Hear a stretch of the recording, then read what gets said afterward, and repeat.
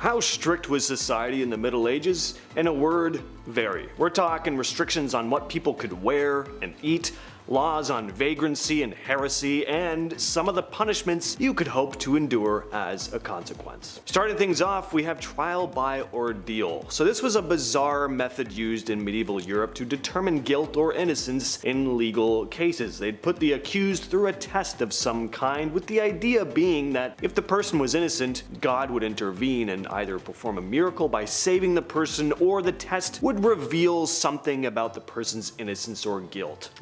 Makes sense, right? Why wouldn't God intervene? Bad things never happen to good people, right? There were different types of ordeals. A common one was the trial by hot iron. In this test, the accused had to carry a red hot iron bar for a certain distance. Afterward, their hand was bandaged and left for 3 days. If the wound showed signs of healing, it was taken as a sign of innocence, as God was believed to protect the innocent from harm. Another ordeal was trial by cold water. Here the accused was bound and thrown into a body of water. If they sank, it was believed that the water accepted them because they were innocent. If they floated, they were guilty because the pure water rejected them. The class system was the very foundation of medieval Europe, far more than it is today. It was strictly enforced, and one way it was held up was with sumptuary laws. Imagine not being allowed to buy a new fancy pair of shoes because it would make your older and richer sibling look less rich and powerful. That's basically what these laws were. These types of laws aren't unique to medieval Europe, or even Europe in general. It's something that's been practiced in various parts of the world throughout history. But in medieval England in particular, this was big. These laws dictated everything from the fabric and color of your clothes to even the types of food you could eat. It was all done to maintain a social order and hierarchy, preventing the lower classes from dressing or living above their station and blurring the lines between the rich and the poor. They wanted them to stay in their lane. Only nobles could wear certain luxurious fabrics like silk or velvet. Peasants were restricted to wool or linen. The laws even extended to the size of banquets you could host. Breaking these laws could lead to big fines, public shaming, and even worse in some cases. Alright, what about homelessness? How was that dealt with in the medieval times? Would you be surprised if I said not well? Probably not, and you'd be right. Vagrancy laws in medieval Europe were like ancient precursors to modern day anti-loitering rules. They were used to keep people moving and productive, especially in times when idleness was seen as a threat to the social order. These laws targeted anyone deemed idle or without visible means of support. Often they'd just lump together beggars, homeless wanderers, displaced peasants. The idea was to prevent them from becoming a burden on the community or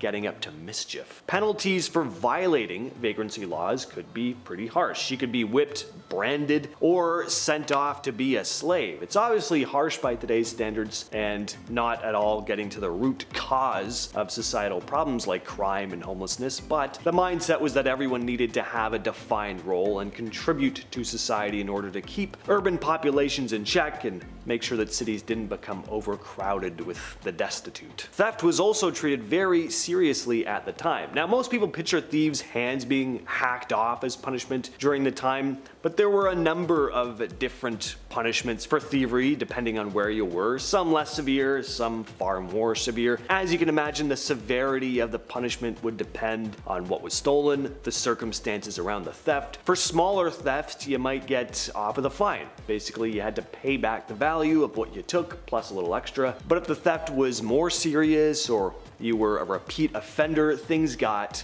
rough. Flogging was pretty common. You'd get whipped in public. Not only did this hurt a lot, but it was also degrading. It was meant to make you think twice before stealing again, and of course to serve as a warning for everyone else watching. Then there were the mutilations. If you stole something more valuable, or again you were caught multiple times, you might have one of your ears or your hand cut off. This would mark you as a thief for life now. Everyone who saw you would know you'd committed a crime, which made it pretty hard to blend back into society, and for the worst offenses, the punishment could be death by hanging. Trial by combat has its roots in early Germanic tribes, but it went on to be practiced in similar forms later, like the Holmgang in the Viking Age and what was called the wager of battle in Great Britain and Ireland in the Middle Ages. This was one of the more dramatic ways to settle disputes in medieval Europe, a cross between a legal proceeding and a medieval duel. If you were accused of a serious crime, you could demand trial by combat to prove your innocence, or sometimes your accuser could challenge you. Similar to trial by ordeal, it was believed that God would help the innocent party win, revealing the truth through the outcome of the fight. The two parties would face off in informal combat, often in front of a crowd, and sometimes even with the king or local lord watching. Both sides would usually have the chance to gear up in armor and select their weapons, making for a pretty intense showdown. I gotta say, if I could go back in time and watch one of these, probably would. That would be interesting to see. The combat could be fought to the death, but it wasn't always. Sometimes it ended when one party yielded or was just unable to continue fighting. Yielding was considered a confession of your guilt, so you can imagine people fought pretty hard to avoid that. And if you were someone who couldn't fight for whatever reason, you did also have the option to choose a champion to fight on your behalf. Apprenticeship was a bit different in the Middle Ages than it is today. For starters, it usually wasn't voluntary, or at least it wasn't always voluntary. Youth in medieval Europe really only lasted the first decade or so of their lives. In England, most youngsters were raised by their parents at home for about 10 years before being sent off to another family's household to work as an apprentice or helper. Basically, they'd be doing a lot of hard labor, and that's it, youth over. They'd learn whatever their new guardian practiced, whether it be apprenticing as a blacksmith, an armorer, a butcher, the list goes on. Often you'd be under a contract with a strict set of rules. Breaking the contract could mean a severe medieval style whipping, but at the very least your contract could be extended and then you'd spend even more years laboring under your new guardian. Next up we have banishment. So unlike some of the more physical punishments of the time, this one was more symbolic. If someone was banished, they were often given a short period to gather their belongings before getting the hell out of town. After that, they were forbidden to return under threat of even harsher penalties, sometimes even death. This punishment was used for a variety of crimes. Theft, heresy, political dissent. Medieval communities were pretty tight-knit, and being forced to leave, that meant you'd lose all your social connections and often your livelihood. Then you'd have to roll into some other town and start over. Everyone would know you're not from around there, and you'd have even more problems. And that's if you'd even make it to another town alive. This was a time when travel was pretty dangerous. This next one is more of a form of execution than a cruel law, but I think the number one law you'd need to adhere to living in the Dark Ages would be not to find yourself on the losing side, especially if you were facing off against Vlad Tepes in the final years of the Middle Ages. Vlad Tepes, aka Vlad the Impaler, was big into impaling his victims, obviously, and he had a good number of these victims. Now, when I heard tales about Vlad the Impaler as a youngster, I always pictured being impaled as a stake through the heart, the classic vampire type imagery, right? But I later learned it was much worse than that more PG version that you'd see in the movies. Vlad would impale his victims with huge spikes that would go one end of the body all the way up inside and out the other. Usually the spike would poke out of their mouth. Then he'd decorate his castle with these spiked people, just as a welcome to any other invading forces. Immurement. This is the act of building someone into something, trapping them inside. There were many accounts of this in medieval Europe, and it wasn't always used as a form of punishment. Sometimes immurement was carried out because it was believed it would strengthen the foundation of, say, a bridge, or it would be used in churches to ward off the devil. It was rare for it to be carried out as a form of justice, but not unheard of. It was usually done as a form of religious penance or punishment for the worst of crimes. The condemned individual would be confined within a small enclosed space with no way to escape, of course. This could be a tiny cell, a room, or a wall. Then they'd be built inside, sealed off completely with a wall of brick or stone, cutting off all their access to the outside world. And once immured, the person is left to slowly die inside this enclosed space. This would have been absolutely terrifying, similar to being buried alive, but more drawn out.